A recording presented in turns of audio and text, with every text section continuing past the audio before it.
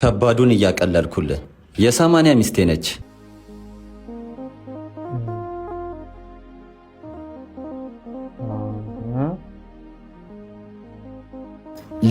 ልብስሽን ስጭኝ። ምን አልከኝ አለቃ? አውልቂው። ልብስሽን ስጭኝ።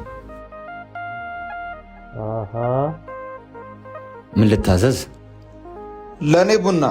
ፍቅር ላንቺ ምን ይሆንልሽ? አይ እኔ ቅርብኝ።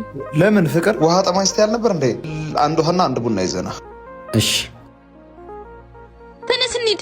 ተነስ ከዚህ እንሂድ። በእናትህ ቶሎ በል ተነስ። ምንድነው? ምን ተፈጠረ? በቃ እንሂድ። እዚህ መሆን አልችልም። ስንወጣ እነግርሃለሁ። ተነስ በእናትህ። እሺ ሽንቴንም ልሽና በዛውም ሂሳብ ልክፈል።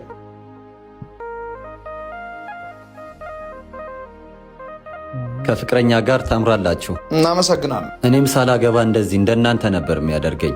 አረ አግብተሃል? አዎ። አንተም ሌላ ሳይነት ቶሎ ጠቅልላት።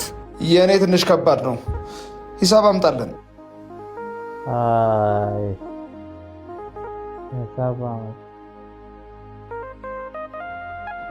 ምንድን ነው? ከባዱን እያቀለልኩልህ የ80 ሚስቴ ነች። አንድ ጊዜ እናውራ። ምንድን ነው የምናወራው? ምን እሳፋለኝ ብለሽ ታወሪያለሽ?